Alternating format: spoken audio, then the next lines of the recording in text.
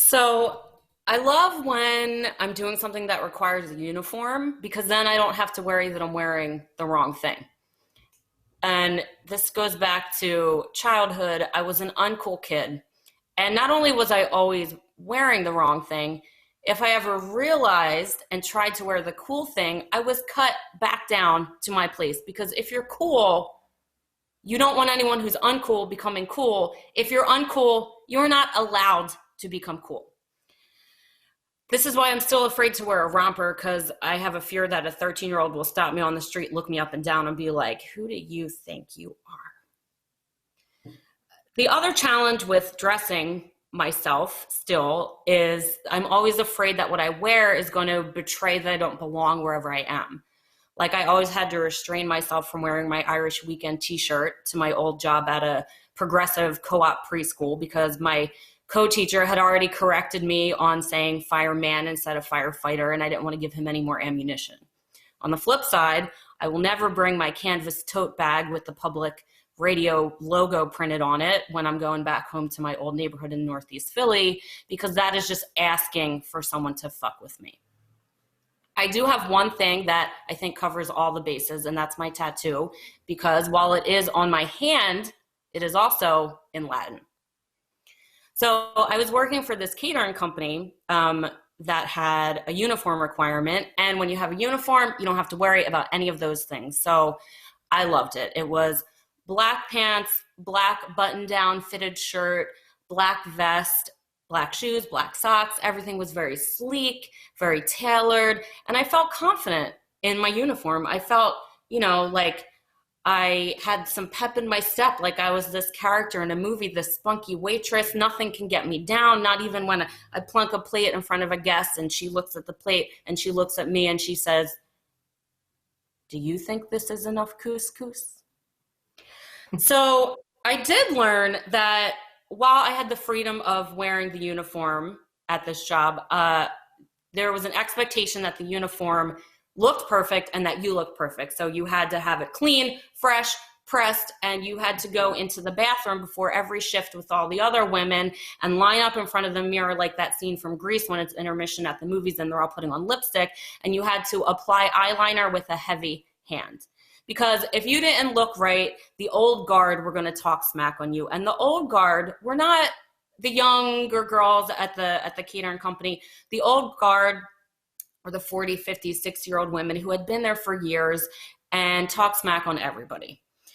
They took their job very seriously and they took their appearance very seriously. They came to shift with suitcases. Diane had a tackle box with lipstick, hairspray, needle and thread, lint roller, tape in case you couldn't reach a certain spot with the lint roller. It was like a CVS trial size aisle in a bag, like a hotel bathroom. She also had protein bars, bottled water, packs of nuts, like a bomb shelter. The old guard would talk smack on everybody for whatever they could. They would stand over somebody folding napkins and be like, "Those are starting to look a little puffy." The men, they could not be bothered with any of this. It was totally different. The guys in the kitchen, they didn't care. They maintained the standard food industry atmosphere of a healthy 50-50 blend of sexual harassment and good, clean fun. It was the women that were to be feared. But I was okay because my uniform was always together and I was competent and I was enjoying myself at this job. And I felt like by blending in my uniform that I was kind of standing out. I felt confident. I felt cool. So one day I had a gig in the suburbs and my uniform shirt I had actually washed that morning and I hadn't had time to run it through the dryer. So I figured the drive is a whole hour away. I'll just hang it. For once in my life, I'll use a little hook in the car. I'll hang the shirt on the hanger and it'll hopefully dry out by the time I get to work. So I'm driving on 76. It's a beautiful day out. And I think, if I roll the windows down a little bit, maybe it'll dry the shirt faster and it'll definitely be dry by the time we get there. So I roll the windows down. The wind is blasting. I'm going 70. I got my sunglasses. Steppenwolf is playing. I'm in a movie, riding high. Life is good. The shirt is sucked out the window in a wind tunnel. Oh. And it's like a slow motion type of thing. It's one of those things where you watch it and it's like closed captioning in your mind, like, this is happening. I don't want this to happen. Is this happening? This happened. And then I think I could maybe like pull over and stop and go and get the shirt. And then God says, you are not in charge, as I look in the rearview mirror and I can see the shirt getting run over by the tractor trailer behind me.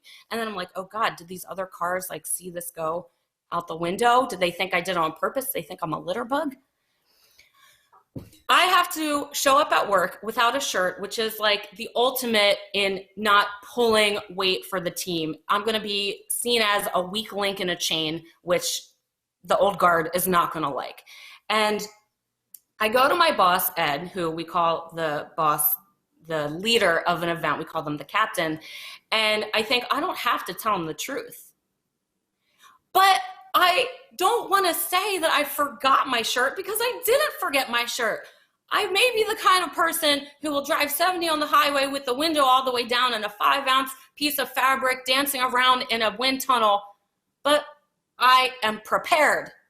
So I went to Ed and I said, I have a problem. And Ed's job as captain is to problem solve, to troubleshoot, to fix everything, and to do it without appearing flustered. Ed's whole position is to be the one when someone gets wine spilled on them, when an angry guest gets wine spilled on them by an idiot server. His job is to go over with the napkin dipped in club soda and just dab confidently at the bosom. That's what he's there to do.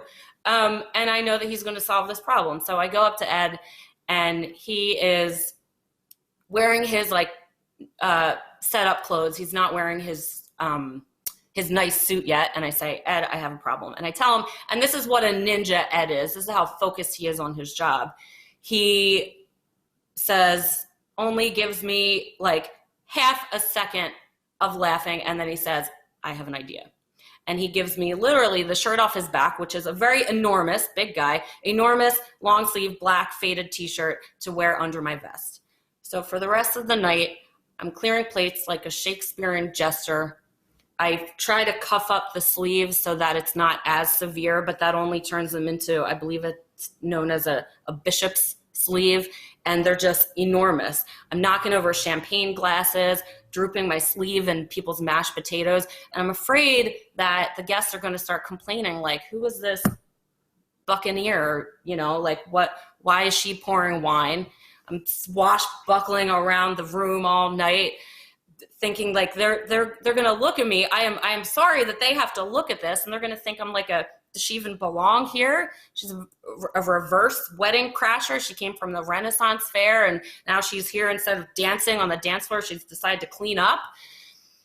And the old guard is giving me side eye, and I know that I have lost my status, and I've lost all my pep. I love when I do things where a uniform is required, but I hate that no matter what, I'm never going to be cool. Thank you.